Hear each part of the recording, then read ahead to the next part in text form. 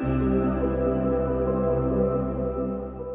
કંઈ કપટ કરું, ઓછું બોલું, લોકોને સારું લાગે એવું બોલું, તો લોકોને મેં કીધું ઘણા એમ કહે છે કે બધાને અનુકૂળ નથી આવતું, ને કોકનું આમ થાય છે, ને કોકનું મોઢું બગડી જાય છે. મેં કીધું બધાને સારું લાગે એવું કરવું હોય તો હાસ્ય કલાકારનો એક કાર્યક્રમ રખાય, પ્રવચનનો કાર્યક્રમ ન રખાય.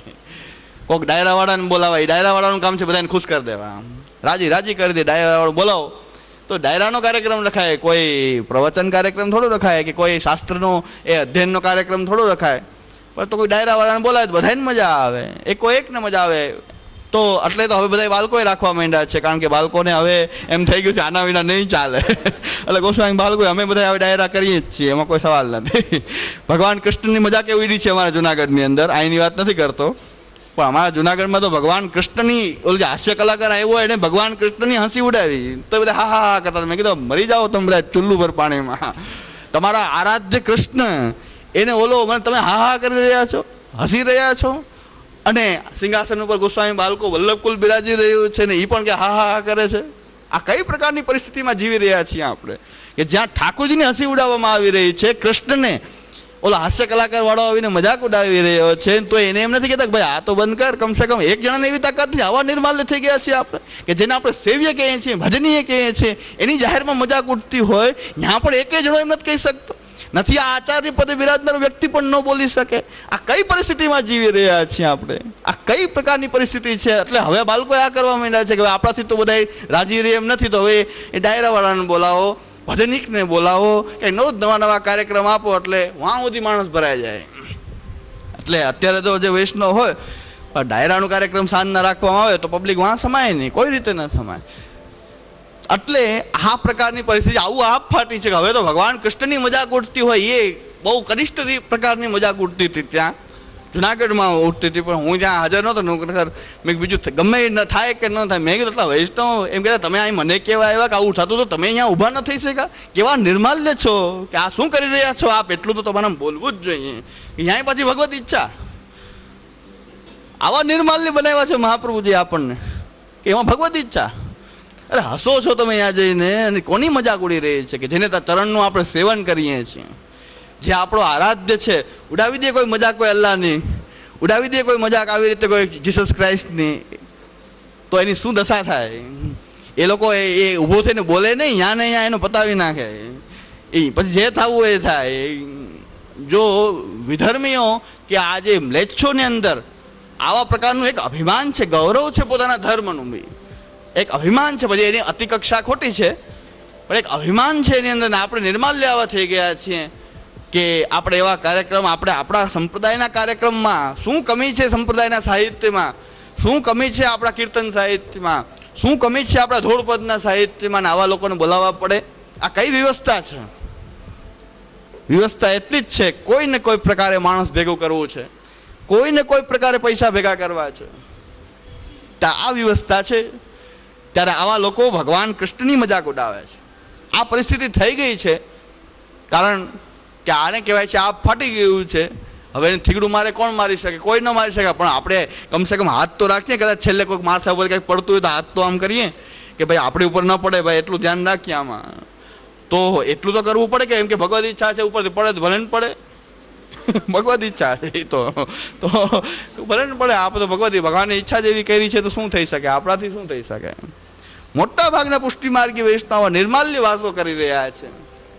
એટલે આ પ્રકારની પરિસ્થિતિની અંદર શ્રી મહાપ્રભુ કહે છે કે મારી વ્યવસ્થા આ છે કે ભક્તિનો ઉચ્છેદ થઈ ગયો આ રીતે. તો અને આવા ઉચ્ચ કુલના લોકોએ કર્યો, બીજા કોઈ નથી કર્યો. સામાન્ય લોકો તો કરી ન શકે, કારણ કે મોટા ભાગે જે ઉચ્ચ કુલના જ્યારે કરે છે તો એની પાછળ બીજા અનુસરણ કરે છે, એને જોઈને અનુસરણ કરે છે લોકો.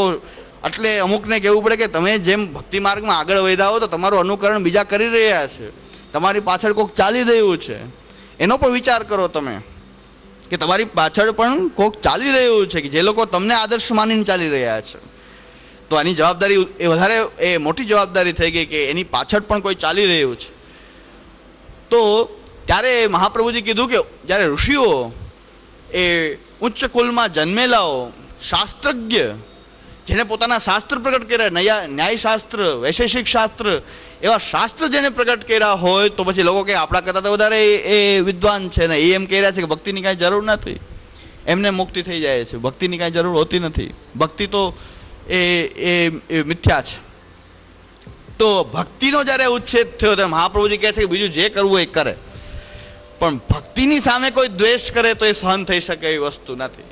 શું મહાપ્રભુજી કહે એટલે, અને એમાં પણ આપ એમ કહી રહ્યા છે કે આ બધાની માટે નથી કરતો હું, પણ જે દૈવી જીવો છે એ પણ જો આનું અનુસરણ કરતા થઈ જશે, એની પાછળ જો એ ભટકી જશે તો નિજ ફલ રહિતા દેવ વૈશ્વાન રેશા, એ પોતાના નિજ ફલ રૂપ પુરુષોત્તમની પ્રાપ્તિથી વંચિત થઈ જશે. એનું જ મને દુઃખ છે, મહાપ્રભુજી કહે છે. જે પ્રવાહી જીવ છે એનું કોઈ મહાપ્રભુજીને કંઈ એ પેટમાં એને કંઈ વાંધો નથી, કારણ કે ભગવાનની ઈચ્છાથી એ પ્રવાહની અંદર ભટકી રહ્યા છે. એને કોઈ મુક્તિ જોતી જ નથી, તો પછી એને મુક્તિ પણ નથી જોતી, એને તો પ્રવાહમાં જ જન્મ લેવો છે, મરવું છે, એની માટેની કોઈ વાત નથી. મર્યાદા જીવો છે તો એ લોકો મોક્ષ ઈચ્છી રહ્યા છે, ભક્તિ નથી ઈચ્છી રહ્યા, મોક્ષ ઈચ્છી રહ્યા છે, તો એની મહાપ્રભુજી કે કંઈ વાંધો નહીં, એના કર્મથી જે થતું હશે એ થશે. પણ જે ભક્તિનો અધિકારી છે પણ એ આવા વાતાવરણની અંદર ફસાઈ ગયો છે કે આવા શાસ્ત્રજ્ઞ, એ ઋષિકુલમાં જન્મેલા, બ્રાહ્મણ કુલમાં જન્મેલા, અને ભગવાનનો અવતાર, બુદ્ધાવતાર સાક્ષાત એ પ્રકટ થઈ અને ભક્તિથી વિરુદ્ધ જ્યારે બધાને ભ્રમિત કરી રહ્યા છે, મોહિત કરી રહ્યા છે, ત્યારે એ લોકો પણ એની પાછળ, કારણ કે એમને પછી હજી જ્ઞાન થયું નથી, નિજ સ્વરૂપનું જ્ઞાન નથી, એ ભક્તિના સ્વરૂપનું જ્ઞાન નથી, છે ભક્તિના અધિકારી, પણ એ આ હજારો વર્ષોથી આ પ્રવાહના ચક્રમાં ફસાવાને કારણે એ લોકો પણ, એને જરાક જ જરૂર છે, એની અંદર પૂરેપૂરો, જેમ કે દારૂ ગોળો ભર્યો હોય, જરાક જ દિવાસળી લગાવવાની જરૂર હોય, એકદમ પેટી જાય. બધું જ અંદર ભરેલું છે ને એ યોગ્યતા પૂરેપૂરી છે, પણ એને જરાક સ્પર્શ કરાવવાની આવશ્યકતા છે કે તમારે આ રીતે જીવવાનું નથી, તમે તો પુરુષોત્તમની સેવાના અધિકારી છો. આટલું એને કહેવાવાળું કોઈ નહોતું. અને એ આવા મિથ્યા શાસ્ત્ર જે પ્રકટ કરનારાઓ છે એની પાછળ એ પણ એવા થઈ ગયા હતા, ભ્રમિત થઈ ગયા હતા, ભક્તિથી વિમુખ થઈ જાય. જો મહાપ્રભુજી કહે છે કે હવે હું કંઈ જો પ્રયત્ન ન કરું તો દૈવી જીવોનું ભૂતલ ઉપર આવવું વ્યર્થ થઈ જાય. દૈવી જીવો જે ભગવદ્ લીલા સંબંધી જીવો છે એ પોતાના નિજ ફલથી વંચિત રહી જાય, પુષ્ટિ માર્ગી ભક્તિથી વંચિત રહી જાય, એમના નિજ ફલથી વંચિત રહી જાય, અને એમનું બહુ અહિત થાય. વારંવાર આ ચક્રમાં એ ફસાયા જ કરે, અને કદાચ કોઈ ખોટો સંગ થવાથી તો નરકાદી નરકોમાં પણ એનો પ્રવેશ થઈ જાય. બીજું તો વાંધો નહીં, અહીં ભૂતલ ઉપર આવ્યા કરે તો એ વાંધો નહીં, પણ નરકમાં વયા જાય, ત્યાં સુધી પહોંચી શકે છે. જો પાષંડ મતનું એ અનુસરણ કરવામાં આવે તો નરક સુધી પ્રાપ્તિ થઈ શકે છે. આ પરિસ્થિતિ દૈવી જીવો જે ભગવાન નિત્યલીલા ધામમાં પહોંચાડવા છે, ત્યાંના અધિકારી છે, ત્યાંથી છૂટા પડેલા છે, ભગવાનના શ્રીઅંગની સૃષ્ટિ છે, એ પણ આવા માયાજાળની અંદર ફસાય. આ વિવિધ પ્રકારના શાસ્ત્રોની માયાજાળની અંદર આવા એ બ્રાહ્મણ કુલમાં, ઋષિકુલમાં કોઈ ભગવાનનો અવતાર, કે ઘણા જેમ કે બુદ્ધ તો ભગવાનનો અવતાર છે, પછી એની વાત શું કામ ન માનવી? એ તો અવતાર છે ભગવાનનો, એનાથી મોટા કોણ થઈ ગયા? ઘણા એમ કહેતા તમે એનાથી મોટા થઈ ગયા, તમારા પૂર્વજો કરતાં તમે મોટા થઈ ગયા. ઘણા આવા પ્રશ્ન કરે છે, તમારા પિતા કરતાં મોટા થઈ ગયા, તમે તમારા પૂર્વજો કરતાં મોટા થઈ ગયા. મેં કીધું કોઈથી મોટા નથી થયા, પણ આ મહાપ્રભુજી પૂર્વજ સૌથી પહેલાના છે. શ્રી મહાપ્રભુજી પણ અમારા પૂર્વજ છે. તો ઉત્તરોત્તર ક્રમમાં કોનું માની શકાય? આ પૂર્વજોનો ક્રમ જોઈએ તો એમાં શ્રી મહાપ્રભુજી પૂર્વજ છે.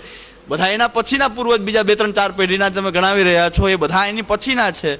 તો આ કહી રહ્યા છે એ માનવું કે ન માનવું? ચાલો તો પછી એને એ પૂર્વજનું મારે અપમાન કરવું? જો આ પૂર્વજનું માનું તો આ પૂર્વજનું અપમાન થઈ જાય. તો કોનું માની શકાય? આની અંદર પરિસ્થિતિ શું?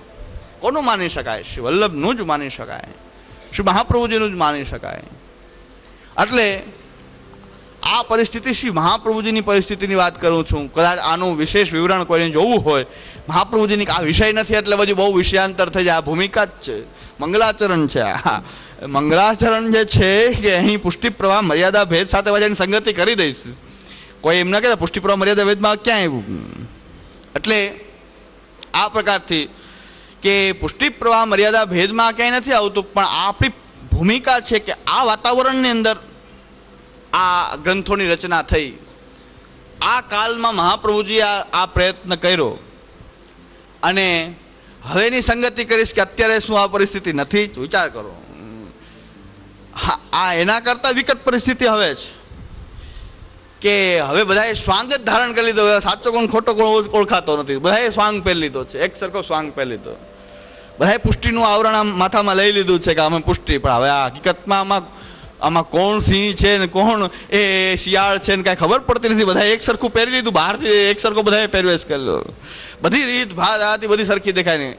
પણ હવે આમાં કોણ પુષ્ટિજીવ છે ઓળખાતું નથી. હવે આપણે એવું ભેળસેળ થયું વાતાવરણ કે આમાં પુષ્ટિ કોને ગણવા એ વાત કરો. એ આપણે આ મૂળ વિષય પુષ્ટિ પ્રવાહ મર્યાદા ભેદ કે આવું શું કામ બોલો છો, તમને આ બોલવાની શું જરૂર છે? બોલવાની કાંઈ છે? મહાપ્રભુજી કહે છે મારે પણ જરૂર તો નથી, પણ જો ન બોલું તો આ દેવી જીવોનું મહાન અહિત થઈ જાય. આ એ નરક સુધી પહોંચી જાય જો માયાવાદ આદિ શાસ્ત્રોની અંદર જો ફસાઈ જાય તો નરકોની પ્રાપ્તિ થઈ શકે છે. એ જ શ્રી ગુસાઈજી આજ્ઞા કરે છે કેવલ આંધન તમોગાહા. મહાપ્રભુજીના વચનથી વિરુદ્ધ ચાલવાનું ફલ શું બતાવે છે ગુસાઈજી? અને જો ગુસાઈજીને પુરુષોત્તમ માનવામાં આવતા હોય, પૂર્ણ પુરુષોત્તમ છે આપણે શ્રી ગુસાઈજીને એ કક્ષામાં આપણે જો માનતા હોઈએ તો આ વચન જે છે વેદ તુલ્ય આપણી માટે પ્રમાણ થઈ ગયું છે.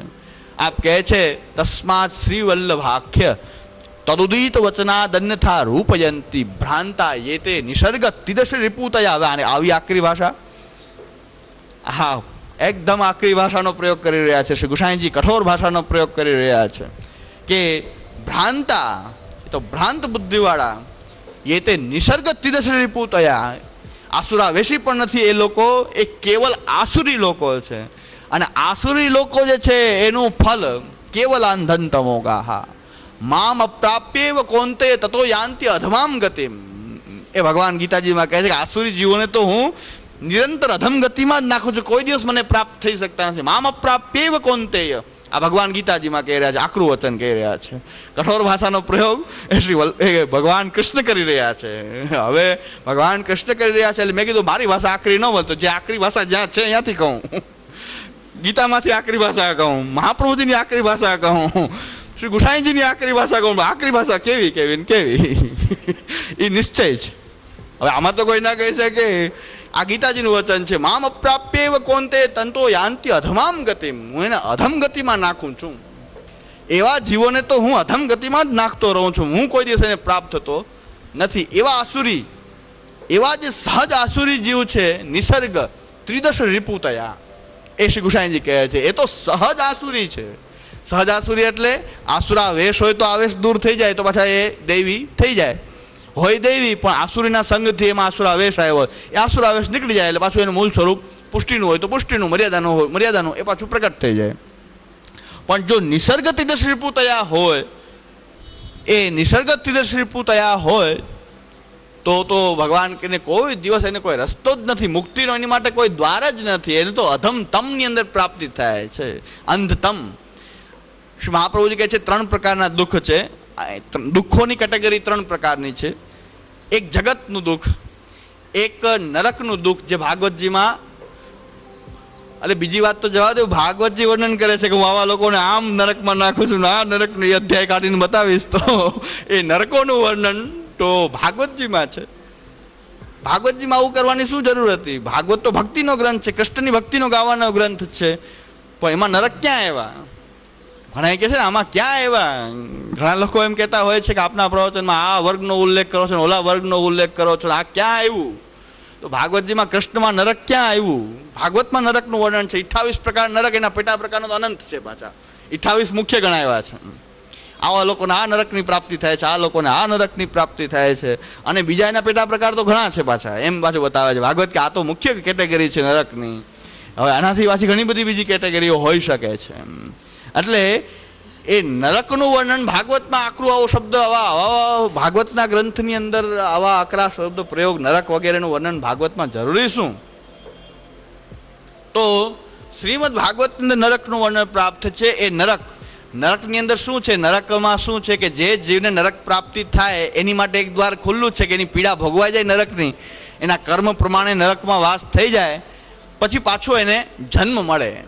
એ જન્મ ક્યાં મળશે? ઉત્તમ જન્મ નહીં મળે, પણ હિનેશુ યોનિશુ જાય તે. એ હિનેશુ એટલે કે શ્વાન શુક્રાદિ, આ મહાપ્રભુજીનું વચન છે, શ્વાન શુક્રાદિશુ યોનિશુ જાય તે, શું મહાપ્રભુજી આજ્ઞા કરે છે. હવે શ્રી મહાપ્રભુજી વાકપતિ વિભુદેશ્વર એમ કે છે શ્વાન અને શુક્રાદિ યોનિશુ જાય તે. આવા જે તમમાં જે નરકમાં પ્રાપ્ત થાય છે એનો પાછો પુનર્જન્મ પાછો થાય, એની પીડા પૂરી થાય નરકની એટલે એનો જન્મ થાય પાછો. જન્મ થાય તો પણ શ્વાન બને, શુકર બને. ઉત્તમ યોનિઓમાં તો એનો જન્મ શક્ય નથી. નરકમાંથી આવેલા પાછા શ્વાન થાય, એ શ્વાન થાય. જો મહાપ્રભુજીએ આ પુષ્ટિ માર્ગ અને આ શાસ્ત્રનો યથાર્થ અર્થ જો પ્રકટ ન કર્યો હોત તો દેવીજીઓ પણ આ કક્ષામાં ચાલ્યા જાત. દેવીજીઓનું પણ આવી રીતે એનું એ નરકમાં પ્રાપ્તિ થાત, હીન યોનિમાં પ્રાપ્તિ થાત, શું થાત, એ મહત્વનો સવાલ હતો. જો મહાપ્રભુજી આપણે પણ પહોંચી શકીએ છીએ એવું નથી. એ નરકોની અંદર આપણે પણ જઈ શકીએ છીએ અને આપણે વિચાર કરીએ તો પહોંચી જાત જ. કારણ કે માયાવાદથી જગતનો દ્વેષ કરવાથી તો નરક પ્રાપ્તિ જ બતાવેલી છે. માયાવાદમાં જો પ્રવેશ થયો અને જગતને જેણે હીન ગણ્યું, મિથ્યા ગણ્યું, એને નરકની જ પ્રાપ્તિ થાય છે, એને નરકની પ્રાપ્તિ થાય છે. આપણને એમ થાય શંકરાચાર્ય તો મહાન વિદ્વાન થયા. જો મહાપ્રભુજી પોતાનું કંઈ પ્રકટ ન કર્યું તો શંકરાચાર્ય તો મહાન વિદ્વાન થયા અને આપણે પણ એના શિષ્ય બની જાત, એના પણ શિષ્ય બની જાત. આપણે એ શંકરાચાર્યના શિષ્ય બની જાત, શંકરાચાર્યના શિષ્ય બન્યા એટલે નરકમાં પ્રાપ્તિ નિશ્ચિત આપણી થઈ જાત.